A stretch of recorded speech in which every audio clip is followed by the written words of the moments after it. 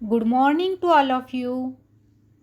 अनेकांत education सोसायटीचे तुळजाराम चतुरचंद महाविद्यालय बारामती.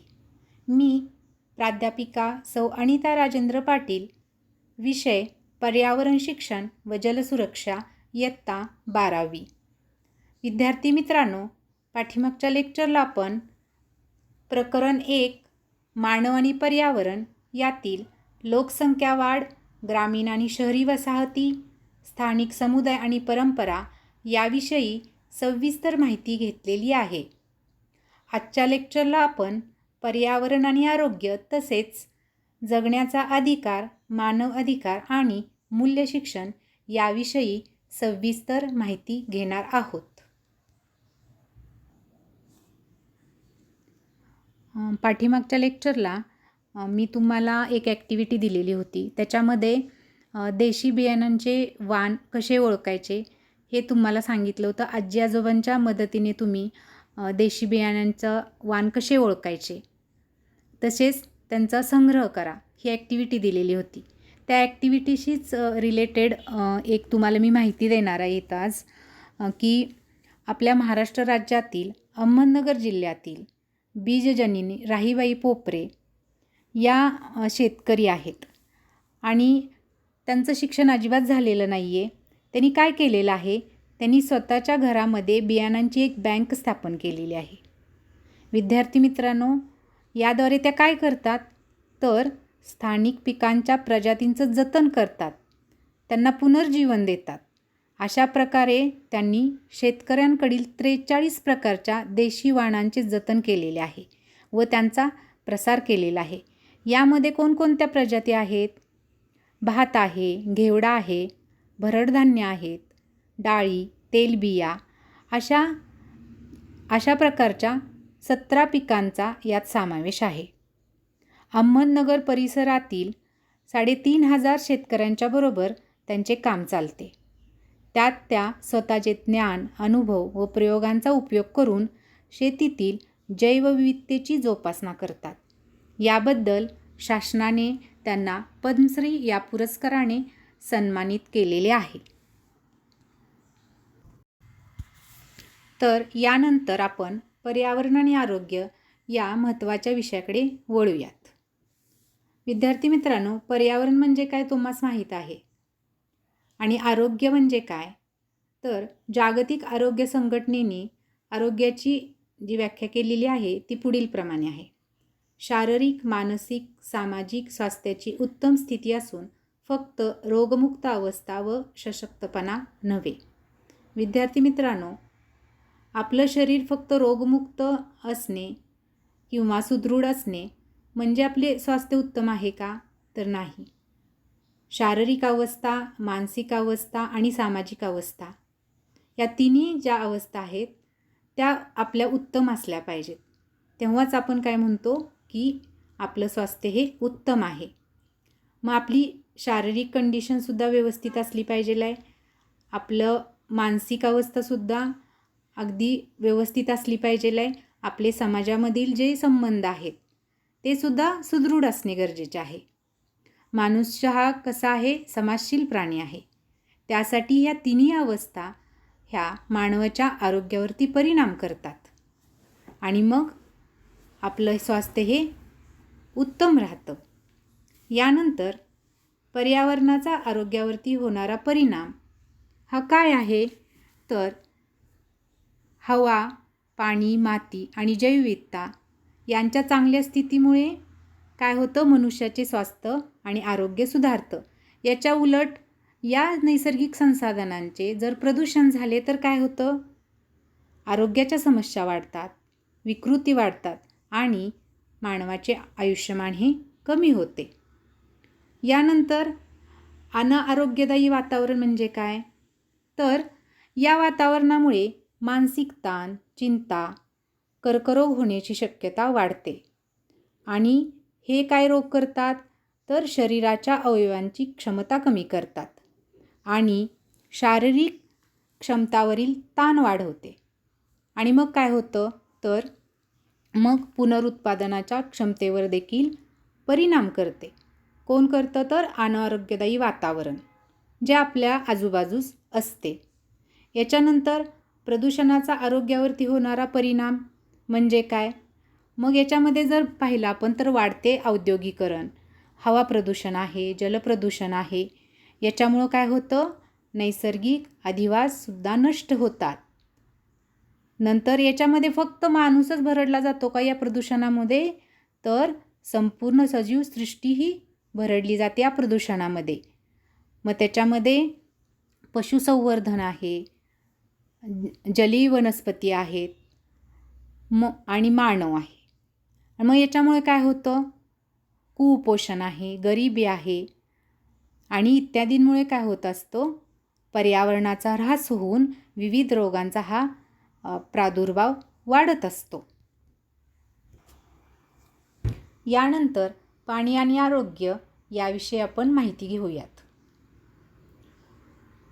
पाणी हे जीवन आपणास माहीतच आहे. भारतामध्ये जलसंपत्तीची उपलब्धता आणि पाण्याची गुणवत्ता दिवसेंदिवस कमी होत आहे. त्याचे अनेक दुष्परिणाम जाणवतात. देशामध्ये अनेक लोकांना पाण्याची कमतरता आहे. तर अनेक भागांमध्ये दूषित पाणी येतं आणि मग त्यामुळे काय होतं की कितीतरी लोक त्याच्यामुळे मृत्युमुखी पडतात. प्रक्रिया न केलेले सांडपाणी, पाण्यातील जास्तीत जास्त सेंद्रिय घटक यामुळे कॉलरा, टायफॉइड, अतिसार आणि कावीळसारखे रोग होतात. उद्योगधंद्यामधून, कारखान्यामधून बाहेर पडणारी विषारी द्रव्ये, जड धातू प्रक्रिया न करता पाण्यामध्ये सोडले जातात. तसेच शेतीमधून पाझरणारी कीटकनाशके, नंतर रसायने हे पाण्यात सोडल्यामुळं काय होतं? भूजल जे आहे ते प्रदूषित होतं आणि त्यामुळं काय होतं? पूर्ण सजीवसृष्टीवरती त्याचा परिणाम होत असतो. यानंतर हवा आणि आरोग्य याविषयी माहिती घेऊया. हवा प्रदूषण म्हणजे काय? तर हवेमध्ये लहान आकाराचे कण, विषारी वायू, शेती रसायने यामुळे हवेची गुणवत्ताही ढासळत असते आणि याचा परिणाम आपल्या मानवी आरोग्यावरती होत असतो. भारतामध्ये सुमारे 3 दशलक्ष मृत्यू हे फक्त हवा प्रदूषणामुळे होतात.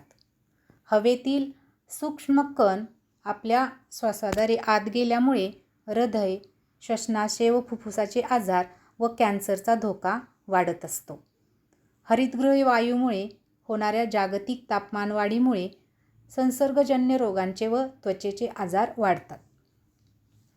वाहनांच्या प्रदूषणातून येणारी काजळी, कार्बन डायऑक्साईड यांच्यामुळे नाक व डोळ्याची जळजळ, दमा व फुफ्फुसाचे विकार यात वाढ झालेली आहे. स्मॉग म्हणजेच धुरके यामुळे श्वसनाचे विकार होतात. याचंच उत्तम उदाहरण म्हणजे दिल्लीतील प्रदूषण. दिल्लीमध्ये एका वाईट घटनेला सामोरं तेथील लोकांना जावं लागलेलं होतं. ती म्हणजे कोणती? तर हवेमध्ये 2.5च्या कणांची पातळी 750 मायक्रोग्रॅम पर क्युबिक मिलीलिटर इतकी वाढली. ही पातळी जी आहे वाढलेली ती 12 पट अधिक आहे, म्हणजे ॲव्हरेज पातळीपेक्षा 12 पट अधिक आहे. मग याच्यामुळे काय केलेलं होतं? तिथली विमान उड्डाणे रद्द केलेली होती, शाळा बंद केलेल्या होत्या. कशामुळे? तर हे जी धुरके आहेत म्हणजे स्मॉग हे कण हवेमध्ये तसेच विषारी रसायने हवेमध्ये मिसळल्यामुळे तेथील लोकांना खूप मोठ्या प्रदूषणाला, हवा प्रदूषणाला सामोरं जावं लागलेलं होतं आणि मग अशा प्रदूषणामध्ये त्यांना श्वास घेणं देखील अवघड झालेलं होतं. म्हणजेच बघा, प्रदूषित हवेत श्वास घेणे म्हणजे दिवसाला 50 सिगारेटचं धूम्रपान करण्यासारखं होतं. मग त्यावेळेला भारत सरकारने ही घटना आणीबाणी म्हणून जाहीर केली होती. मग यावरती भारत सरकारने काय कृती योजना तयार केली? तर पेट्रोल आणि डिझेलवर चालणारी सर्व वाहने ही CNG या स्वच्छ इंधनावर बदलण्याची योजना केली. CNG म्हणजे काय तुम्हाला माहीत आहेच, कॉम्प्रेस्ड नॅचरल गॅस.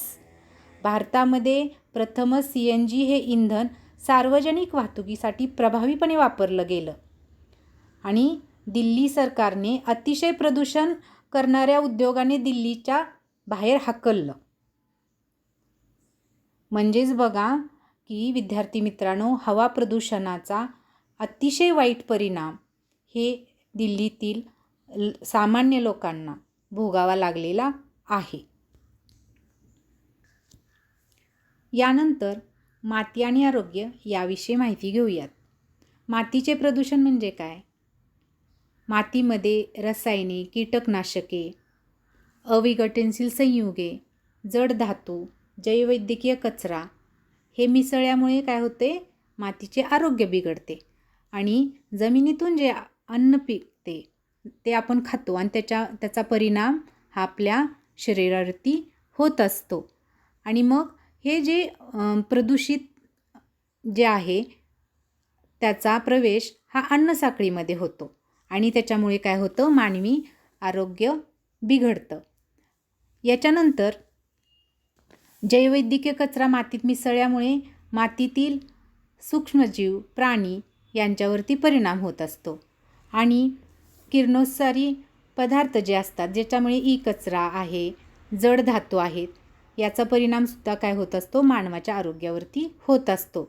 तसेच आण्विक चाचण्या, देशामधील युद्धे आणि अणुप्रकल्पातील अपघात याचा परिणाम पर्यावरणावरती होत असतो आणि पर्यावरणाचा ऱ्हास होत असतो. म्हणजे किरणोत्सर्ग आणि आरोग्य जो आहे त्याचा परिणाम, किरणोत्सर्गाचा परिणाम आरोग्यावरती काय होतो? तर जे किरणोत्सारी प्रदूषके जी आहेत ती कोणती आहेत? युरेनियम आहे, आयोडीन आहे, सेझियम आहे. ही या प्रक्रियामुळे काय करतं? ते वातावरणात सोडली जातात आणि त्यामुळं काय होतं? मानवी ऊतीमध्ये रेडिओन्यूक्लाइड्स जमा झाल्यामुळे कर्करोग व जनुकीय बदल होतात. यामुळे विकृत अवयवांसह अधूबाळे जन्मास येतात. आत्तापर्यंत विद्यार्थी मित्रांनो आपण पाहिलं की मानवी आरोग्यावरती हवा, पाणी, माती, किरणोत्सर्ग याचा परिणाम कशा पद्धतीने होतो. मग हा परिणाम रोखण्यासाठी किंवा कमी करण्यासाठी आपल्यास पर्यावरणीय नीतिशास्त्र व मूल्य शिक्षण याचा अभ्यास करणं अत्यंत गरजेचे आहे. तर पर्यावरणीय नीतिशास्त्र म्हणजे काय? पर्यावरणीय नीतिशास्त्र हे मानव आणि पर्यावरणाच्या नात्यांचा अभ्यास करते. मानव हा इतर सजीवांसह या समाजाचा घटक आहे असा विश्वास इथे मानला जातो. कुठे? पर्यावरणीय नीतिशास्त्रामध्ये. मानवाच्या आरोग्याचा पर्यावरणीय आरोग्याशी जवळचा संबंध आहे हे आपणास समजले पाहिजे. मग या पर्यावरणीय नीतीची मार्गदर्शक तत्त्वे काय आहेत? तर पहिलं तत्त्व आहे, प्रत्येक प्रजातींचा सर्व संसाधनांवरती समान अधिकार आहे आणि समान संधी आणि आरामासाठी स्पर्धा करण्याचा देखील त्यांना अधिकार आहे.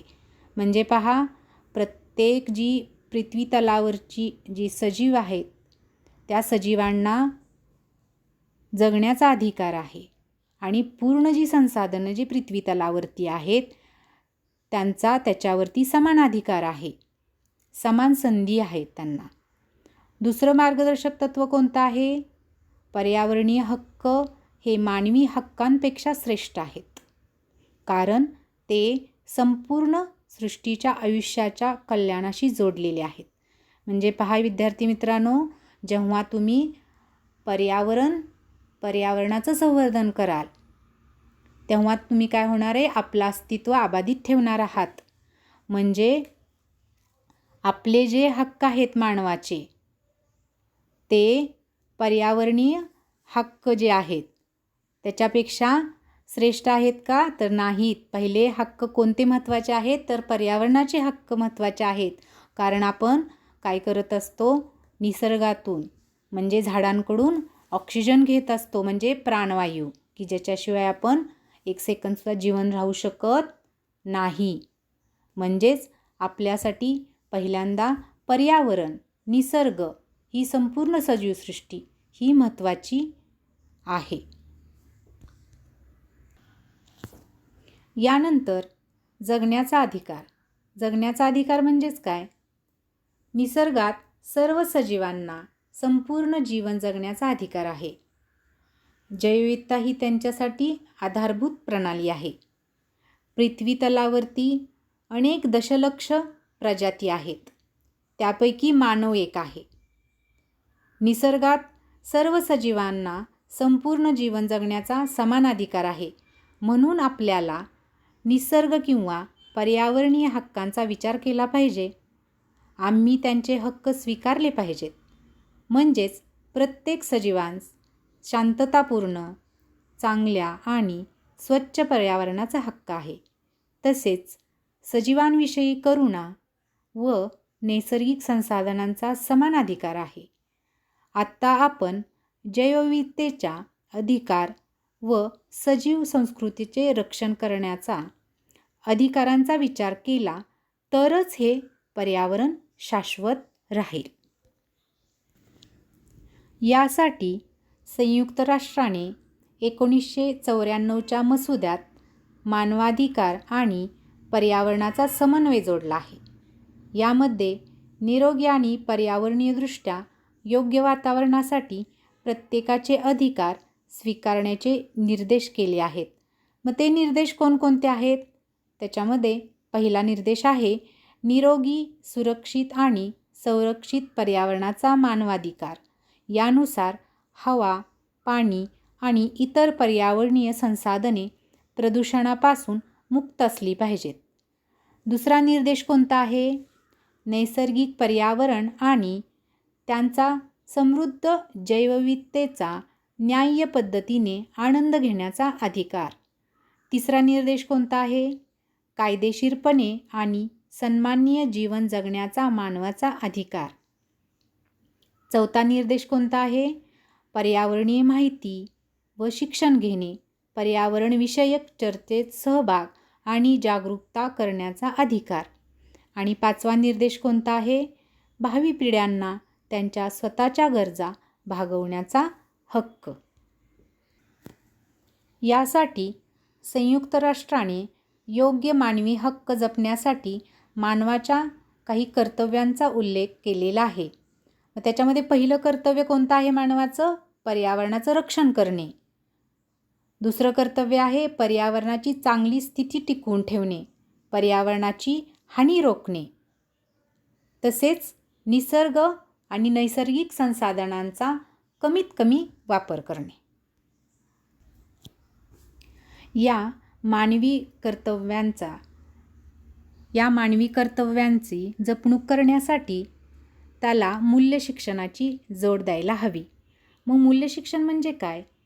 मूल्य शिक्षण ही पर्यावरण व मानवतावादी समाज निर्मिती व संवर्धनासाठी जीवन तत्त्वे शिकण्याची एक प्रक्रिया आहे.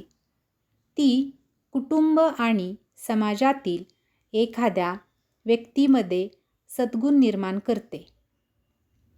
पर्यावरणीय नैतिकता, नैसर्गिक तत्त्वे, सत्य, प्रामाणिकपणा, शांती, अहिंसा, सत्यनिष्ठा, नागरी भावना, नैसर्गिक कायद्यांचा आदर यासारखी मूल्ये एखाद्या व्यक्तीचे व्यक्तिमत्व विकसित करीत असते. भारतीय राज्यघटनेत सार्वभौमत्व, धर्मनिरपेक्षता, समाजवाद, लोकशाही, प्रजासत्ताक, चरित्र, समान न्याय, ऐक्य राष्ट्राची अखंडता आणि प्रतिष्ठा अशी अधिक मूल्ये जोडली गेली आहेत. पर्यावरणाच्या दृष्टीने मूल्य शिक्षणामुळे समाजातील प्रत्येकाच्या मनात शाश्वत जीवनशैलीचा विचार सुरू होणे अपेक्षित आहे. आपली पर्यावरणीय मालमत्ता समजून घेणे आणि त्याच्या जतनासाठी कृती करणे, या प्रक्रियेतून पर्यावरणीय मूल्ये लोकांच्या मनावर ठसवली गेली पाहिजेत. आपण आर्थिक वाढ सर्वात जास्त महत्त्वाची मानतो. ही मानसिकता बदलली पाहिजे आणि प्रत्येकाने शाश्वत विकासाबद्दल विचार केला पाहिजे आणि कृती केली पाहिजे. विचारातील मूल्ये निर्णयात प्रतिबिंबित होतात आणि निर्णयातून ती कृतीत उतरतात. पर्यावरणाशी संबंधित मूल्यांचा विचार करताना ही प्रक्रिया निसर्गाचा एकजिनसीपणा समजून घेणे, त्याचा आनंद घेणे आणि त्यांच्या संवर्धनाचे महत्त्व समजणे अशी शिकली जाते. आपल्या कृतींचा पर्यावरणावर होणारा नकारात्मक प्रभाव हा आपल्या रोजच्या विचारांचा एक भाग बनला पाहिजे. जरी आपल्याला आर्थिक विकासाची गरज असली तरी आपली मूल्यप्रणाली ही अशी असली पाहिजे की लोक सगळीकडे शाश्वत विकासाला प्रोत्साहन देतील आणि ज्यामुळे आपल्याला पर्यावरणाच्या अधोगतीची किंमत चुकवावी लागणार नाही. प्राचीन इमारतींनासुद्धा पर्यावरणीय मूल्यात महत्त्व दिले गेले आहे. प्राचीन संस्कृतीमधील वैशिष्ट्यपूर्ण स्थापत्य शिल्प, कला आणि हस्तकला हा पर्यावरणाचा अमूल्य ठेवा आहे. आपण त्याला मानाचे स्थान देऊन त्यांचे जतन केले नाही तर तो नाहीसा होईल आणि हा वारसा नष्ट होईल. सजीवांच्या विविधतेला आपण मान दिला पाहिजे. तसेच वेगवेगळ्या मानवी संस्कृतींना देखील मान देऊन त्यांचा आदर केला पाहिजे. आपल्या देशातील अनेक आदिवासी संस्कृती नष्ट होत चालल्या आहेत आणि त्यांच्याबरोबर त्यांना असलेले पारंपरिक ज्ञानसुद्धा. नैसर्गिक स्रोतांचा न्याय्य वापर हा मानवाचे चांगले असण्याचा आवश्यक पैलू आहे आणि सामाजिक व पर्यावरणीयदृष्ट्या सजग असलेल्या व्यक्तीचा भाग असला पाहिजे. आपल्या पर्यावरणाचा एक मोठा भाग असा आहे की जो कोणत्याही व्यक्तीच्या मालकीचा नाही. अनेक नैसर्गिक स्रोत हे सामूहिक मालकीचे आहेत जे आपण सर्व सामूहिक पद्धतीने वापरतो. जसे की नद्या, तळी हे सामूहिक संपत्तीचे स्रोत आहेत. हे समाजासाठी जतन केले पाहिजेत आणि त्यांचे संरक्षण केले गेले पाहिजे. म्हणूनच विद्यार्थी मित्रांनो, मी तुम्हाला मगाशी मानवाची कर्तव्य कोणकोणती आहेत हे सांगितले. तर त्याच्यामध्ये पर्यावरणाचे रक्षण केलेच पाहिजे. आपण पर्यावरणाची स्थितीही चांगली टिकवून ठेवली पाहिजे आहे. पर्यावरणाची हानी थांबवली पाहिजे आहे आणि नैसर्गिक संसाधनांचा वापर हा कमीत कमी म्हणजे मर्यादित केला पाहिजे आहे. मग त्यासाठी कोणत्या जीवनशैलीचा वापर करणं आवश्यक आहे तर तुम्हास माहीत आहे 3 Rs. 3 Rs म्हणजे रिड्यूस, रियूज आणि रिसायकल. कमी करा, पुन्हा वापरा, पुनर्प्रक्रिया करून वापरा. या जीवनशैलीचा आपण अंगीकार करूया आणि पर्यावरणाचं संवर्धन करूया. धन्यवाद विद्यार्थी मित्रांनो. घरी राहा, सुरक्षित राहा आणि पर्यावरणाचं संवर्धन करा.